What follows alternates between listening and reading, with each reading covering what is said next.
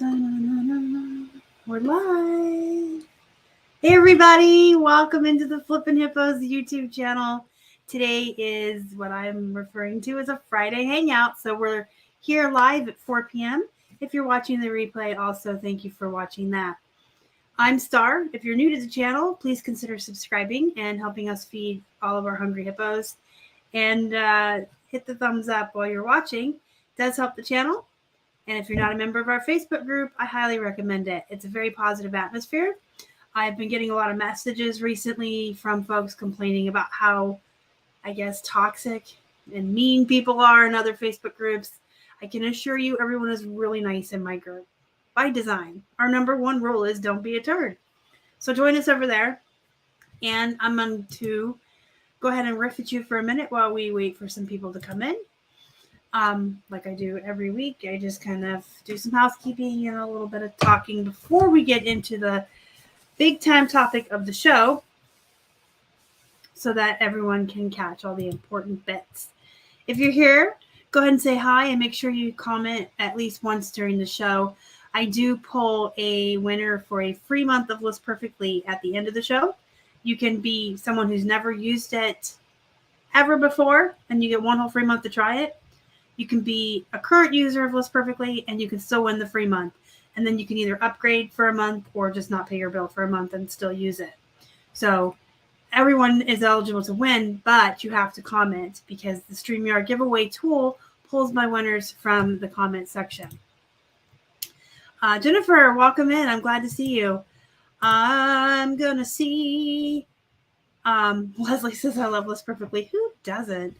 Okay, so I want to show you guys something because I think it's hilarious. I don't know why I think it's hilarious because it's not. I'm going to show you our current weather. You see that? It feels like negative 19. And it's... Why? It's amusing me. I'm not outside, I guess. I feel bad for anyone like our mail person today. Believe me, we bought our mail person a gift for Christmas. It's I moved back here from Florida for this. And I'm happier than I've ever been in my life. It's ridiculous. We did lose our power today. This morning around 7 a.m. we lost power. So we just went back to bed and got all the blankets out and got under them and said we weren't getting up till the power came back on, and it was about 10 a.m. when it came back. The wind has been blowing all day. It's gusting up to 50 and 60 miles an hour, so it's shaking the house. I can hear it. The trees are all scraping the walls. I like that kind of ambiance, I guess. I don't know what's going on with me. But hey, Mary, welcome in. Nifty Nate is here. The people in the Midwest have it a lot worse than we do right now. Vegas is 61 is good. I like Pennsylvania. Sometimes it takes a little bit of perspective. I was born and raised in Arizona. I wouldn't ever move back there. Hi, Casey. Welcome in. Jennifer, where are you? I would be very curious. There's a lot of places that aren't used to dealing with cold that will start canceling things. And then places like Maine, Michigan, Massachusetts are like, what do you mean there's 20 feet of snow? We're going to school. You know what I mean? It just kind of depends on where you live. 65 degrees. That's cold for Florida. -4.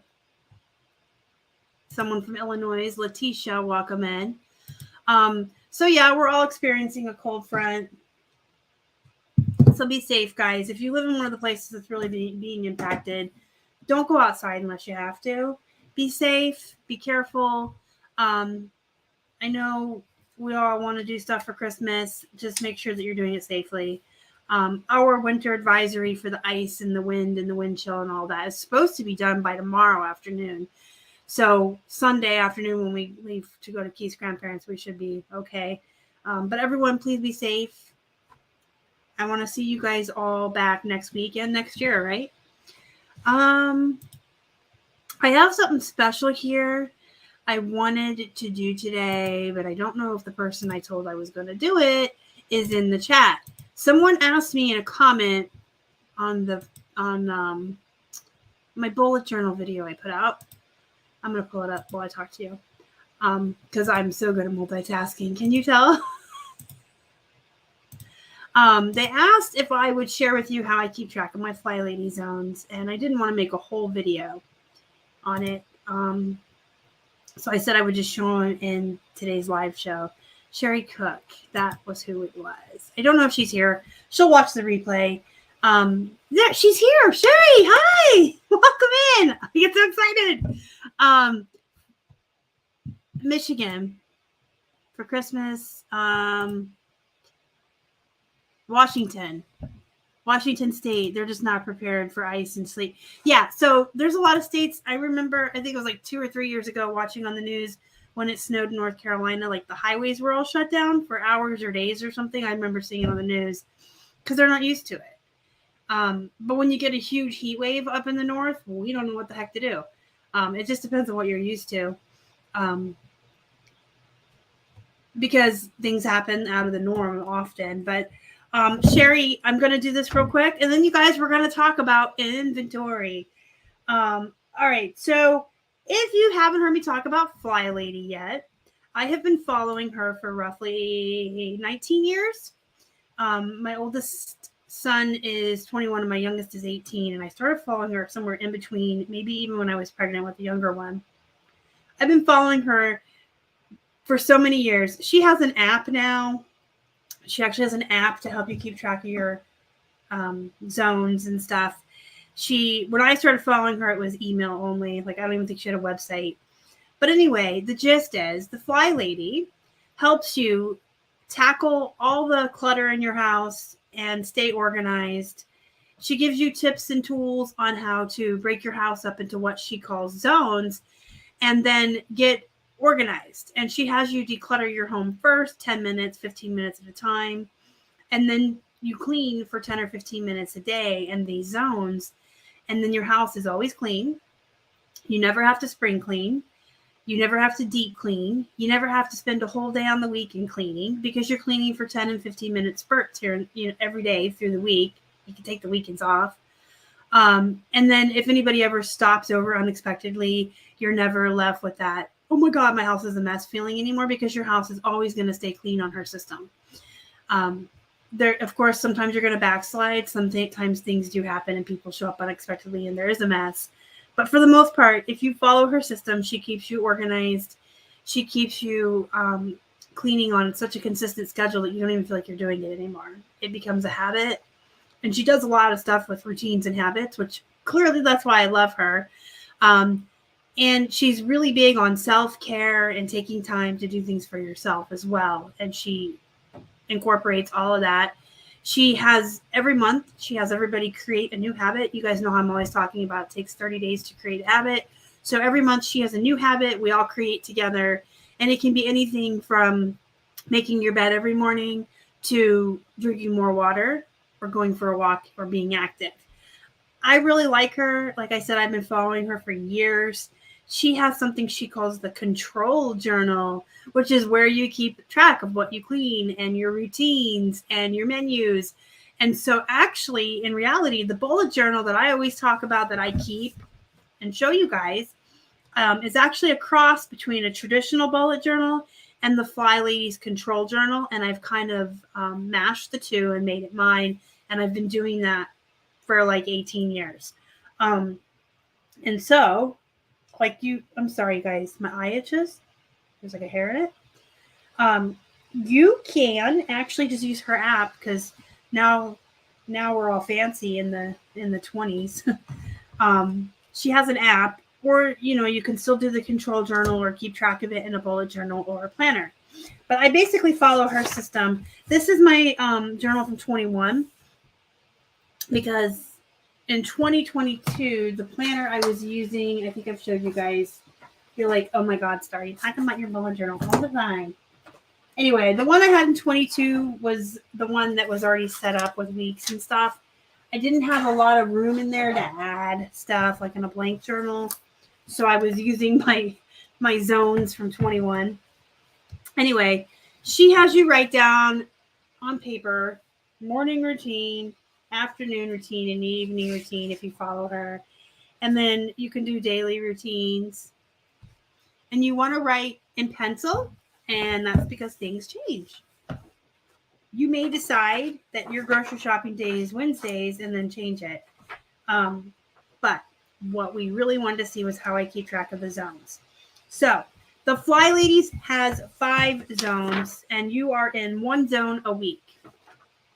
So there should be, it's not exactly perfect, but like the first of the month, the rest of that week would be zone 1. And then you're in zone 2, 3, 4, and the last half of the last week or whatever, you're in zone 5, right? So every week you're in a different zone, and you take 10 to 15 minutes a day. If the zone is cluttered, you need to go through, if you're in the office zone, you would clean out your drawers, check your pens, clean the cobwebs, things like that. So zone 1 is the entrance and front porch. Zone 2 is the kitchen. 3 is the bathrooms. 4 is the bedroom. And 5 is the living room or office. And then she actually has a starter list of the things that you would go through and deep clean. And then I add and take away depending on where we live and what makes sense to us. Obviously, if you don't have a front porch, you're not going to have a front porch. But I just write down each zone and the list, and you can see where after we had moved, things didn't apply anymore. But I just write down each zone, and I take off of her list of the stuff that she wants you to clean and add stuff that my house has that maybe she didn't mention, and I don't add stuff that doesn't make sense. And then you see how I have a checkbox near each thing. So what I do is, so we'll say starting next week when it hits the first of the year in January, we'll be in zone 1. So if I don't really need to declutter because we just moved, like everything's nice. But if we sweep and mop the stairs and the entryway, I would put a check mark in there with a pencil. And then I would just work my way down the list. Now, you don't get through everything in every zone every single month. And that's why I do it in pencil. And that's why I just go down the list. The kitchen's a good example. Every day I would do one of these and just leave a pencil check mark.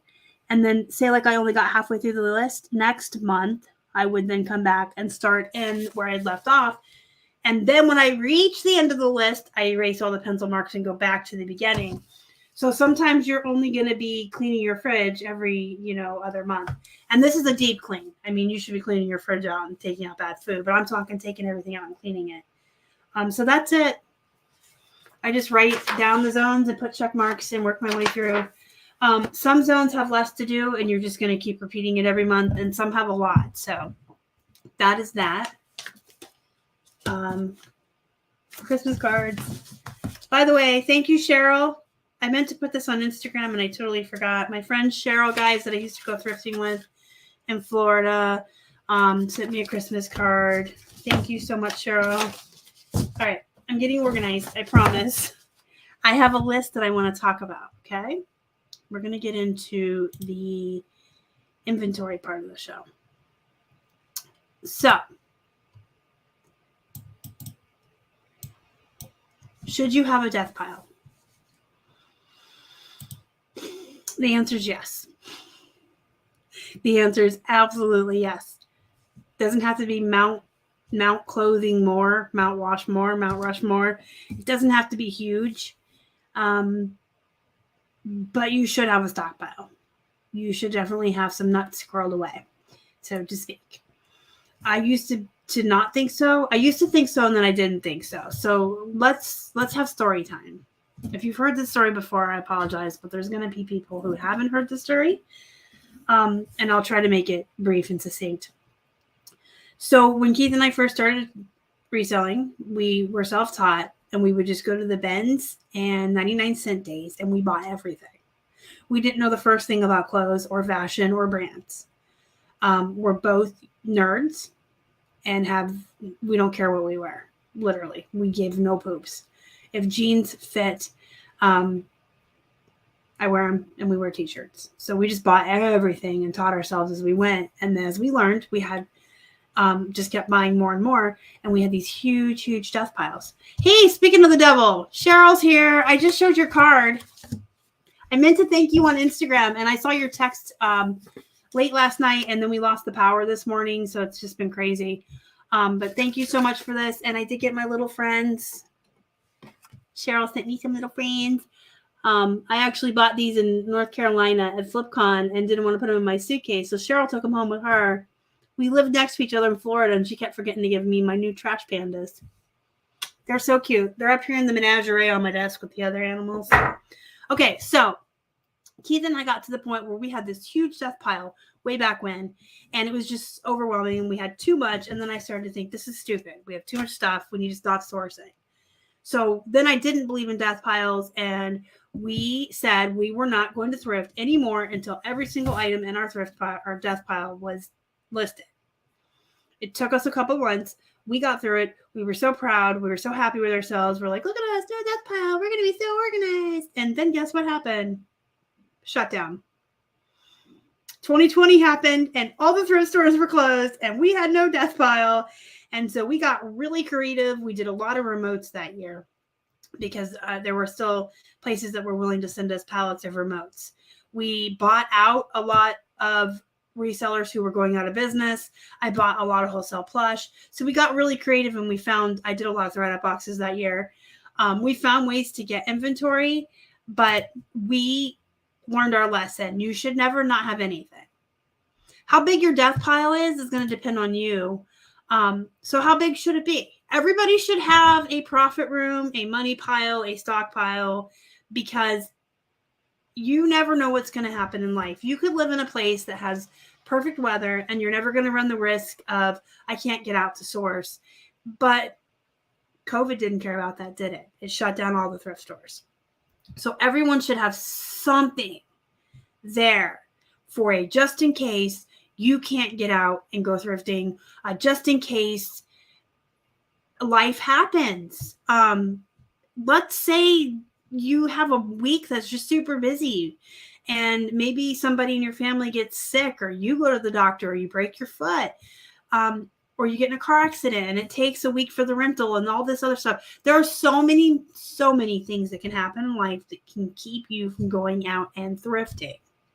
So you want to have enough stuff that if these things happen to you, you've got stuff to list.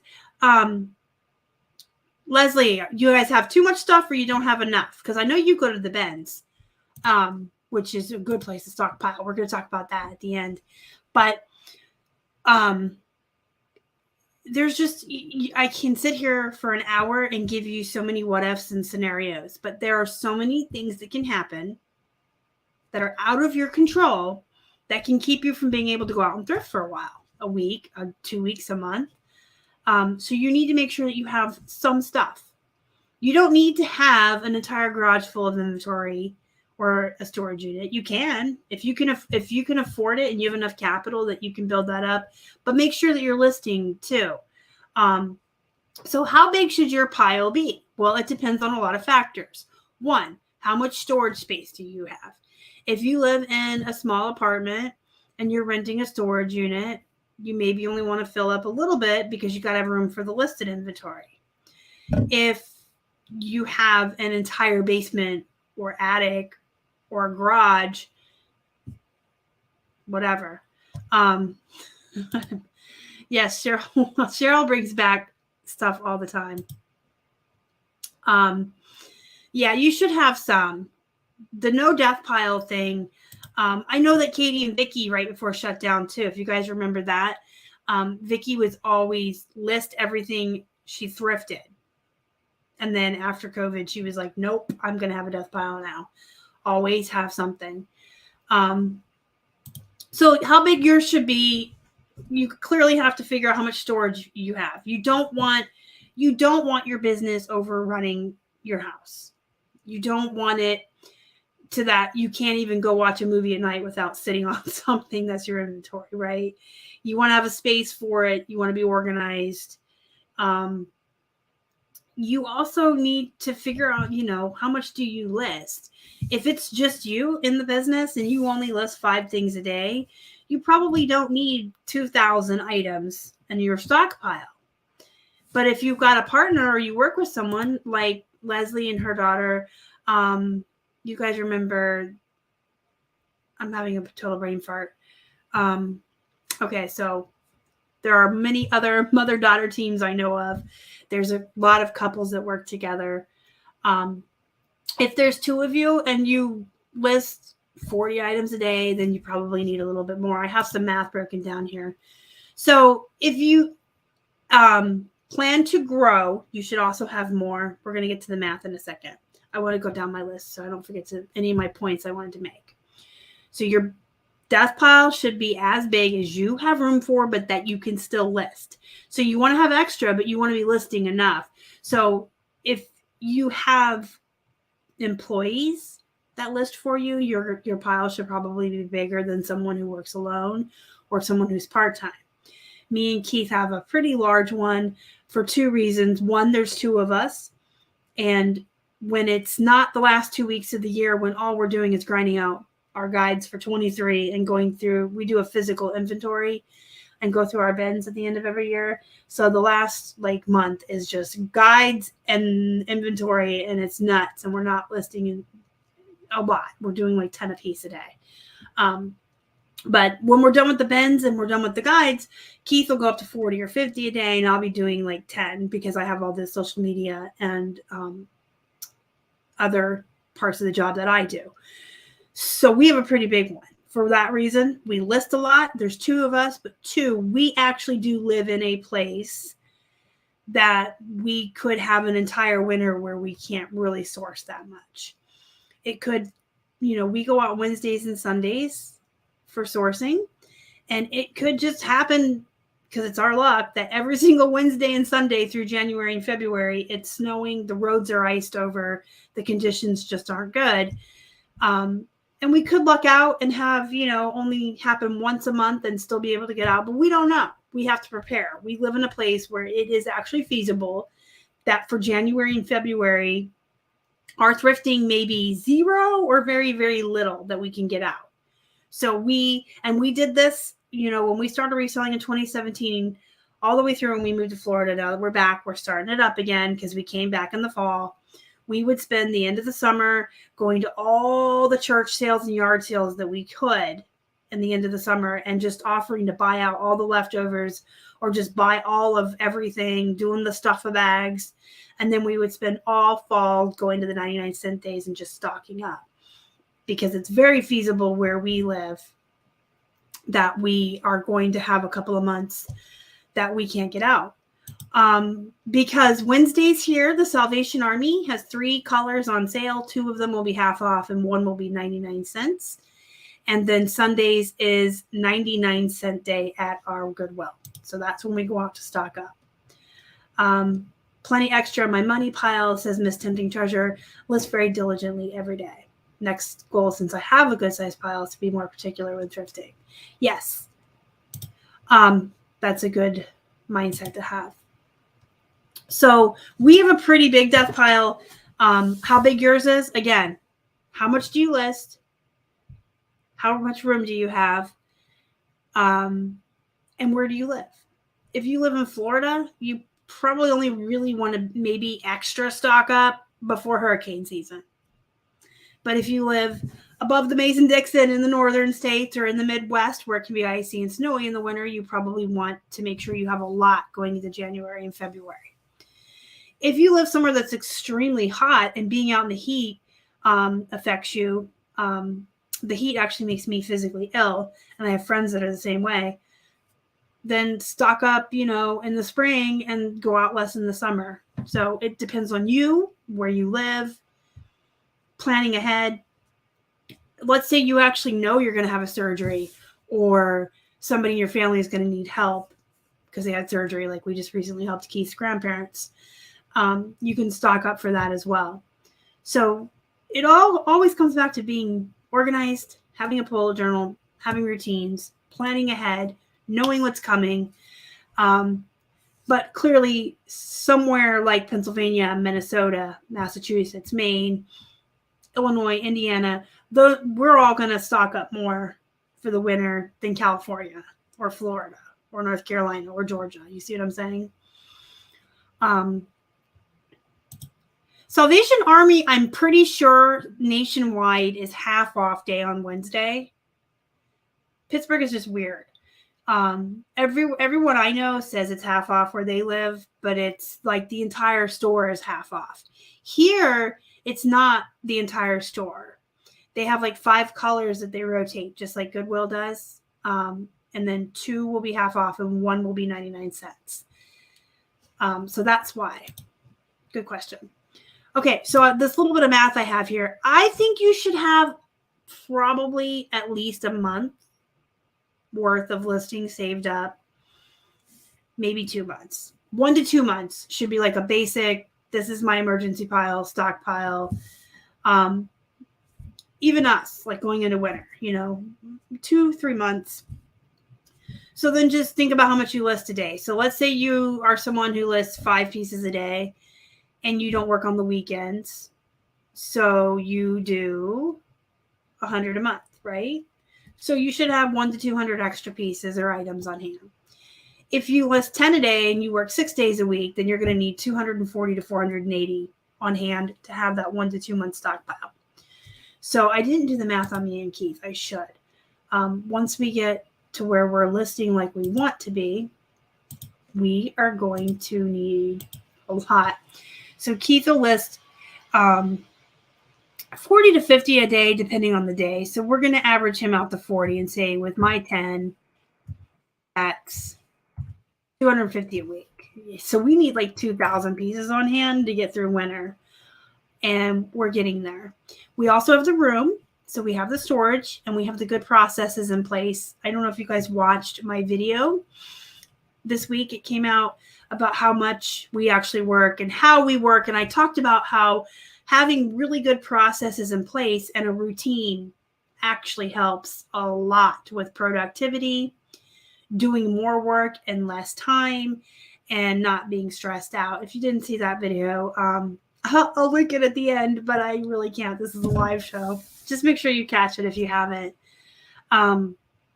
But because we have these routines and these processes, we go, we buy a bunch, we wash it and dry it, we fold it into boxes. The boxes go, we have a whole under the stairs, like this whole half a garage that we don't need it for listed inventory. The whole first floor of the house we're renting is storage, basically. So we just put the boxes there neatly, and then we can bring up a box at a time to photograph for listings. So that system helps us, and we'll be able to get probably more than 2,000 pieces back there. And then after the winter, we'll probably start ordering pallets of remotes to be rolled in there. I don't know if we're going to mess with it in the winter. We may try to. But again, here the roads can be kind of iffy sometimes with the rain and the snow and the sleet and everything else and the ice. And the house that we are in now is at the very, very, very, very top of a hill. I don't know who's familiar with Pittsburgh, but it's very hilly. We're like at the top of the hill. We did that on purpose because there's also 3 rivers here, and a lot of people with basements tend to get flooding. I'm going to tell you what, if our basement floods, we're in trouble.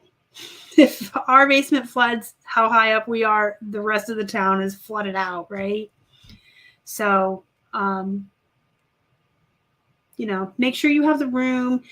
Make sure you have a good routine. So don't just buy a bunch of stuff and cram it in bags and never look at it again. Don't just source a bunch of stuff and shove it in a closet or in a room and never look at it again. Make sure you're looking at it because you want to pull out the money pieces first. And you should be washing everything that you're bringing home. I cannot reiterate that enough. That has been a topic ever since I did the unpopular reseller opinion video on laundering your items. But you should be looking at it. Don't just take all your stuff and cram it into hoarder's paradise in a corner somewhere. You should be processing it at least to the extent like we do. Gets washed, dried, folded, boxes of jeans, boxes of men's shirts. We've got our pallets in there of the Plush and our pallets of remotes that we still have. We brought a bunch of unlisted stuff with us from Florida. So we still have a bunch of stuff to work on. But you should be looking at it. So as I'm folding those jeans into those boxes, I'm looking at the brands. If it's Bread and Butter, it can go in the boxes. I'll get to that in January, right? But if it's Rock Revival, if it's Miss Me, if it's Silver, if it's Judy Blue, it needs to come upstairs with me and get listed immediately, right? So make sure you're looking at it. We also like to do like kind of a first in, first out, as much as you can based on where you're storing the items, and if you can work that system, like kind of move everything forward and load in the old stuff and then work from the front. Like the stores, how they rotate the food, they pull it forward and put this new stuff in the back. So you want to kind of do first in, first out. And look through as you're processing for the higher and bigger money items to pull, but also seasonal. You don't want to have a bunch of Christmas stuff buried all year. You want to get it up in the summer. Actually, list all the things all the time. People are always buying Christmas stuff. But if I bring home a bunch of Halloween stuff in June, I don't want it to get buried back there and not find it till next June. You know what I mean? So just keep your eye out for those seasonal items. Make sure you're pulling the most expensive stuff and listing that first. So now we're into where to buy your wholesale. Let me make sure I'm caught up on the comments. That should be your goal for 2023, Mary. Being organized is the essential key to being a productive, success. Hi, I speak English. Being organized and having good routines is the ultimate penultimate key to being a successful reseller. Katie's organizing while I'm in Michigan. That does need to happen. Yeah, fortunately, I'm super organized, but as we were moving in here, we had really great movers from the truck that actually I told them I was really organized. I wrote on boxes, unlisted inventory, and then our inventory was in our bins, and then all the other boxes, either like Star's office, kitchen, bedroom. So I took the movers. They were really nice. It's actually the same guys that picked us up in Florida, met us here. And then they had one person join them. So there was a third guy, but he was really super cool too. Actually, he is a reseller, believe it or not. So I took them on a tour through the house and I said, this is the office, this is the bedroom, this is that. And there's a huge living room that we've actually divided with furniture into 2 different rooms. And I said, this stuff can go on this side of the room, this stuff can go over here. And they were so good about it. So as they were unloading the boxes that actually said unlisted inventory, they were walking it into the garage behind the where I wanted it. And then they were putting the bins on the other side for us. And then they put everything in the rooms where they went. And they were really great. But they were also like, we've never met someone so organized. Like every box is labeled. You told us which room is what. I'm like, well, you've never met me. The most organized person in the world, I think. That's real. Maybe Monica Geller has me beat, but that's a fictional character on Friends. So be organized and get your stuff organized. And we're actually going to be getting a couple more shelves next week to put in the garage for the bags of Plush. And we put up a table. Like it's always workable. Every time I think we have our systems worked out perfectly, our routines are great, they change. They change, and you have to be willing to do that. Things happen. Sometimes you need to roll with the punches and think, how can we do this better? How can we do this differently? Not even sometimes. You should be consistently asking yourself, can I do this better? Is there a better, more streamlined way? Is there a better way to do this? Because then you're just always going to be improving. Okay, so where can you buy a lot of inventory for cheap, right? Because if you're going to be stocking up and you're going to be having a death pile, you don't want to be spending $10 per pair of jeans if you're going to stock up 100 pairs of jeans. Well, the number one answer is the bins. I mean, everyone knows about the bins. If you don't know about the bins, they are the Goodwill bins, and they take dark donations there, at least here. But generally speaking, it's supposed to be a place where all of the unsold stuff from the retail stores goes to. but I'm pretty sure they also take donations. And then they just dump everything into these big blue bins that they roll out on the floor, and everybody digs through them, and it's a good time. It's not a good time. For some people, it's a good time. I actually just did a video. I pre-recorded a video this morning for next week on thrifting in Florida versus thrifting in Pennsylvania. And I did a whole section on the bins. It's not a good time for us. We don't like germs. It can be gross. We did start there. The bins are absolutely a very viable place for new resellers who do not have a lot of capital, because you can get a lot of inventory very quickly and very cheaply. You can really stock up big time. And that is how we started. Like, we took, Keith sold one of his old video game little dude things. It was the first thing he ever sold on eBay. And it was like a $20 profit. And we took that $20 to the bins and we turned it into 20 pounds of clothing, which turned into like $100. And we just kept doing that. It is a really great place if you're very limited on capital or time to just get ton of bunch real quick. But I never went to the Florida bins. I talked about that in the video that's coming out next week, why. But basically, I don't need anything so bad I got to fight. No, thank you. The Goodwill outlet. Yeah, overflow. They take donations. They take a lot, the extras. I still have not been to the Vegas bins. Believe it or not, I've been to Vegas every year except for the shutdown. So 18 and 19, I went to eBay Open, and 21 and 22, I went to Remix. I've been there 4 years for eBay events, reseller events, and I still have not made it to the bins. I don't know what's wrong with me. But I did like the North Carolina bins. I will say that. We went to the North Carolina bins, Cheryl and I and Bill and David and a bunch of other resellers at FlipCon.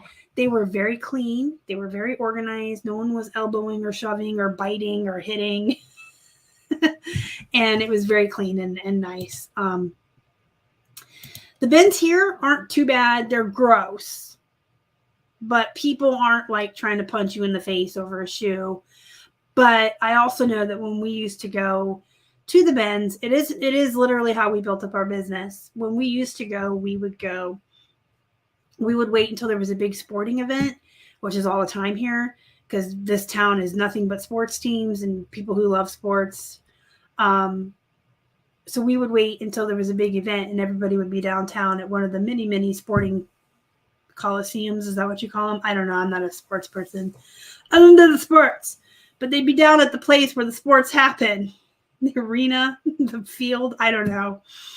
And if it wasn't a home game, people go to all the bars down there and watch the games. So we would wait till those nights and we would go at nighttime. And it would be pretty well empty except for like a couple of regulars. So I've never been to our bins in the morning or when it's busy, so I don't know. But this was a huge... I need to go next year. When I go back for Remix next year, I need to make it to the bins for once. People were sharing stuff. The resellers in Vegas seem to be really nice. Clearly, I know a lot of them and I'm friends with a ton of them, but I got a lot of stuff at the bins in Fredericksburg and Richmond early on, but rid of some of when I was more discerning. I've never been to the Florida bins. I heard way too many horror stories. And it's Nancy. Hi, Nancy. Welcome in, and thanks for chiming in. So the bins, I only don't like them because they're grody, and you guys know about me, my grossness, but I'm not shunning them or saying they're bad. They are absolutely a great place.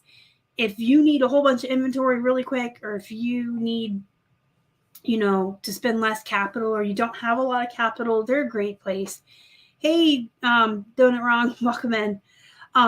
So I'm going to go back in the summertime because you guys know that Keith and I are weird about germs. In the summertime, when it's really hot here, we can bring all the stuff in and put it on our back porch and let it sit in the heat for a while and then bring it in and wash it and dry it.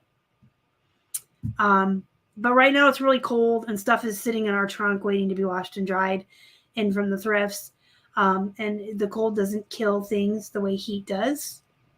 I've done my research. I don't know if you watched the video about washing everything, but heat does kill mites, dust mites, bed bugs, chiggers, chibis, scabies, whatever they are. I feel better when I can let stuff out in the heat. So I also won't be ordering any ThredUp or Plush from American Thrift. We're going to talk about that until I have a hot garage and a hot porch to put stuff on. Don't do things the way we do. Do things the way you want. You don't have to have my germophobia. Yeah, I don't need any one thing that bad. I'm disabled. I don't need to get re-hurt, right? Okay, so the bins is a good place. If you're lucky and you live in a place like here, you got 99-cent days. Most places will have half off days. The big chains, Salvation Army, Goodwill, typically have some kind of deal. Depending on where you live is how good the deal is going to be. We've got 99-cent here. Salvation Army, I'm pretty sure, is half off across the nation on Wednesday. The Goodwill on the other side of the state where Bill and David live don't do 99-cent day, but they do have a $2 day on Tuesday. So David goes out on Tuesdays and fills up his cart for $2. So check out all the sales. And don't be afraid to check red, white, and blue, other thrift store savers. We don't have savers here, but a lot of states do. But check them all. Check the big chains, and then look at the smaller thrifts that are near you, like the tiny ones, the only one is in your city or whatever. A lot of times those will have really good deals. Look for the thrift stores that are ran for charity. Like, I know you're going to tell me Goodwill's for charity. Look for the smaller non-chain thrift stores that are ran by churches, because they don't care about hiking up the price. They just want to sell the stuff and make the money. There was one I really liked in Florida that donated all their money to domestic violence victims. Places like that are going to keep their prices lower. And plus, then that's something that's close to my heart that I like my money to go to. So, but check all the thrifts in your area. Think outside of the box. It's not just Goodwill. It's not just good Salvation Army. Check all the thrifts. Ask them about their sales. Check for church sales. Y'all, speaking of churches, church sales are the bomb. Especially, well, here in Pittsburgh, they were always really great. They got a bunch of stuff. They need to get rid of it. They want to make money for their church, and they're just going to let it go. And a lot of times as they get to the end of the church sale or the end of the season, they'll start letting you stuff bags and boxes for $5 a pop or less even sometimes. What I recommend, and this is what I do, I get out my bullet journal and I go on the internet and I write a list of churches within like maybe 20 miles of us, and I'll call them and say, when do you guys do your sales? Most of them will have one at the beginning of the summer and in the end. Some of them will have them all year round. Some of them will have them in the middle of winter, near Christmas. They'll have a bazaar. All churches are different. So you got to call all the churches on your list and ask them. And then what I do is I put them on the calendar, and then I just rewrite them every year. So I'll call, and if they say, well, we always do ours, this church always does ours on August 15th, I put that on my calendar, and then I just carry it over every year. I'm going to actually recall, though. Like, I had a nice list and calendar going from when we lived here before, but I want to call again just to make sure nothing's changed in the last couple of years. But yeah, call all the churches in your area. Write down when they do their sales. Yard sales, you can go and offer to buy people's leftovers. So you can go at the end of the day and say, I'll buy everything that's left for $50. Listen, people put that stuff out there in the yard sale because they want to get rid of it. They don't want to have to load it all up and pack it up and take it back inside their house. They really don't. At the beginning of the day, they might have been a little more greedy with their little eBay signs and thinking they're going to get eBay money for their stuff. But usually by the end of the day, people just don't want to pack it up and bring it back in. And you can literally offer like a blanket price for everything that's left. Also, if you go to yard sales and you see that they have a lot of something, let's say they have 3 boxes of ties or 2 blankets out with plush, you can literally tell people, there's 100 plush there. I'll give you $25 for all of them. And they'll be like, take them. So, don't be afraid to go to yard sales and offer to do blanket buys like that. Yes. They had a 99-cent day too in Pittsburgh. Vegas Goodwill, 50% color off. On Monday, the color was only $1. Yeah, Florida, like I said, that video is coming out next week. Y'all, I did preface it several times saying, hey, this is just my opinion, but thrifting's much better here.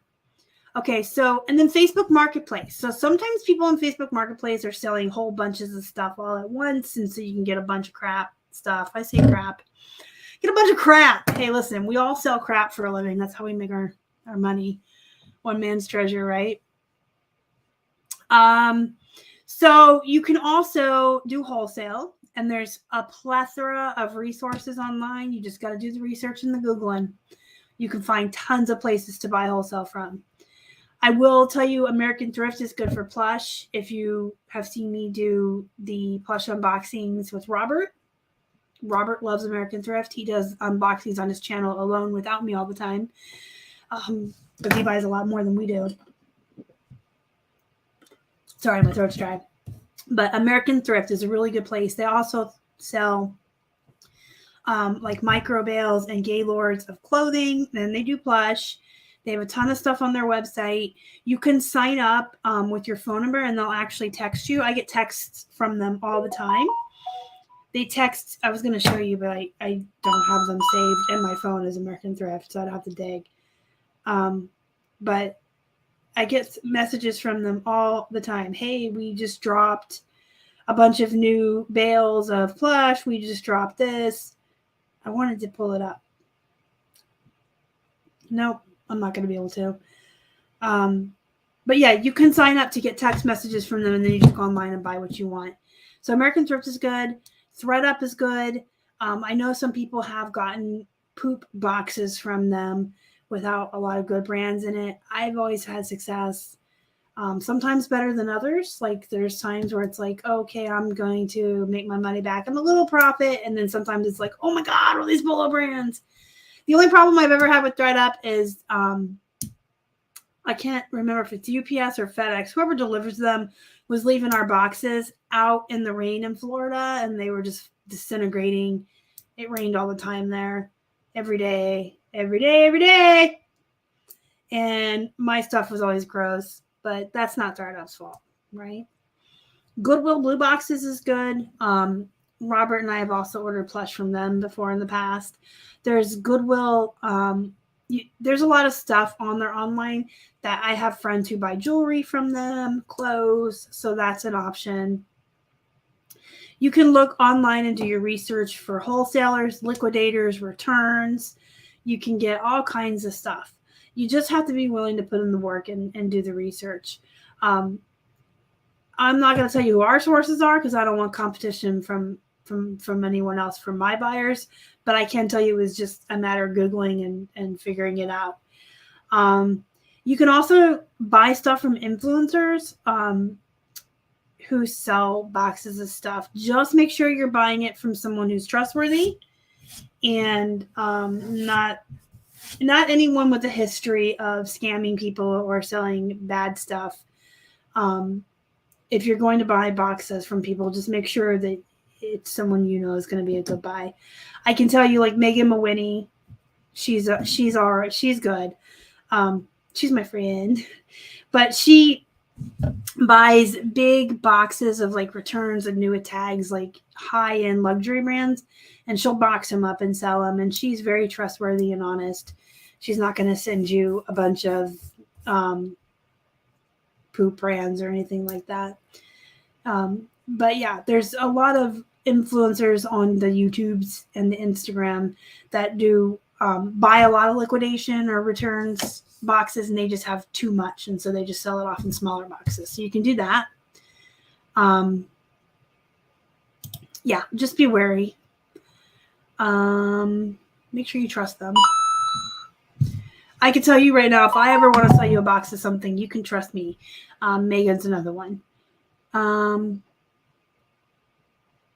through the freebie. Yes.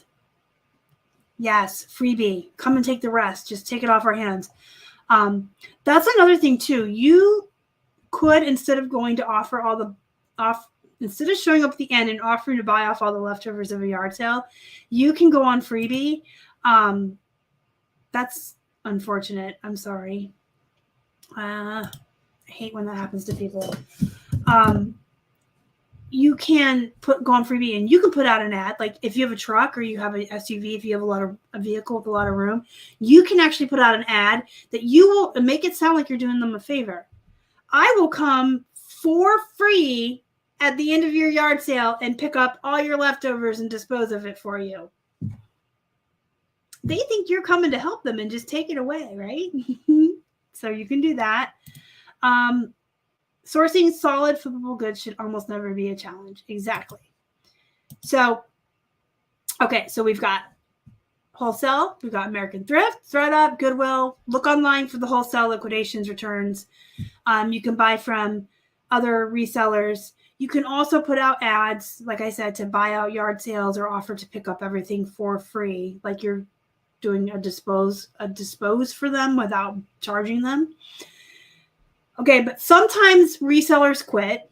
It happens all the time. Resellers get into this. They think it's going to be easier than what it's going to be. They think they're going to make more money, or it's just not a good fit for them, and they quit. But they'll have storage units full of stuff. They'll have death piles, or they'll just be getting out of one niche into another.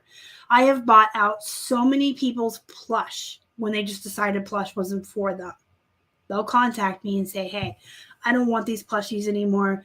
I'm trying to get out of selling plush. I just want to do clothes.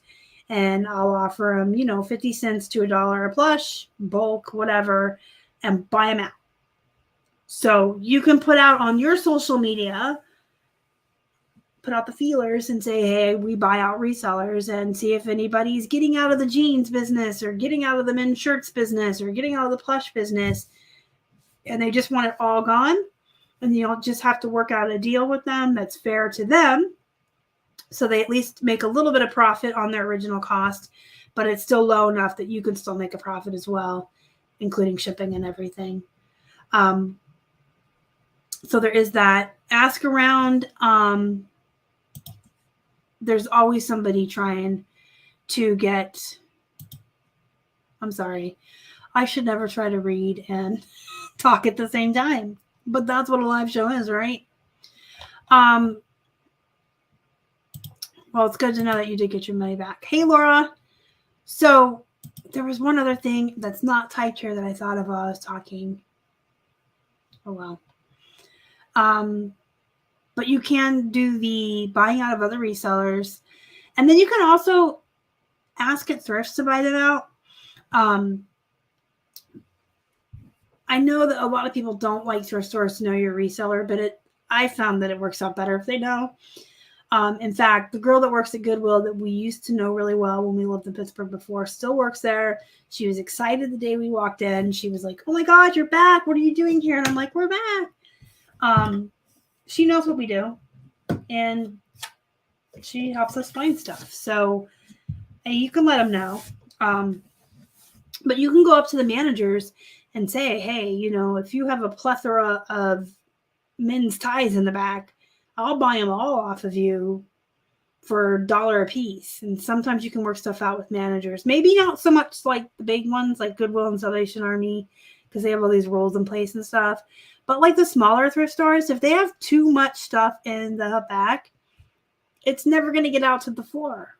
So you may be able to work out a deal by talking with the manager to buy out all of something, or even buy their overflow from them.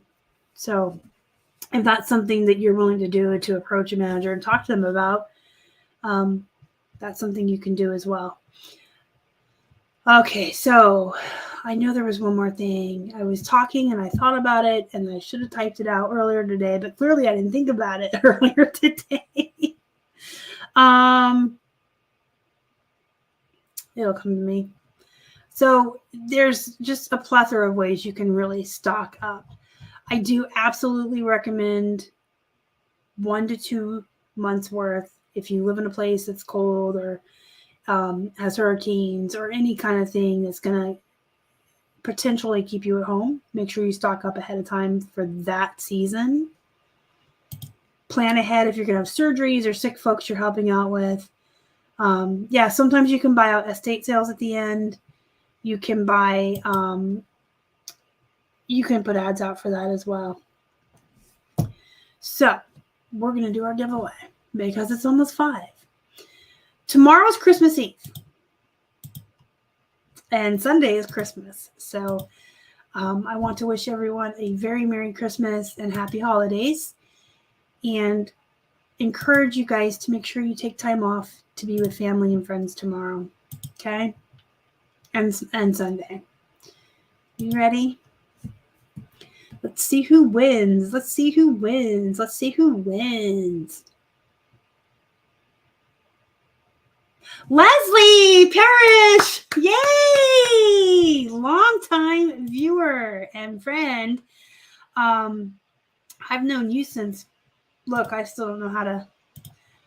She's been someone I've known since I got into reselling. So that's awesome. Congratulations on your 1 month free Lives Perfectly. Even if you already use it, Leslie, we'll hook you up and get you a month off of paying your bill. So Leslie, give me your email address on Facebook or Instagram, and then I will shoot an email to Tiffany, and she will get you all set up. All right. I'm going to catch up on the comments, and then I'm going to let you go. Christmas is here. We made it. Okay. So yeah, Leslie's I've known Leslie since like 2017. We've been in the same circles. So thank you so much again for being a subscriber for that long, watching the channel, supporting us for everything. Congratulations on your 1 month free of Lives Perfectly. And to everyone else, happy holidays. Please don't work this weekend. It's so super important that you take time off. I'm going to work a little bit. Okay. Take time off. Spend some time with your folks and have a wonderful, wonderful holiday weekend. Remember, no shipping on Monday. A day off. And yeah, I can't wait to see you in the spring either, Cheryl. And I love you guys. I appreciate everything all year. Bye.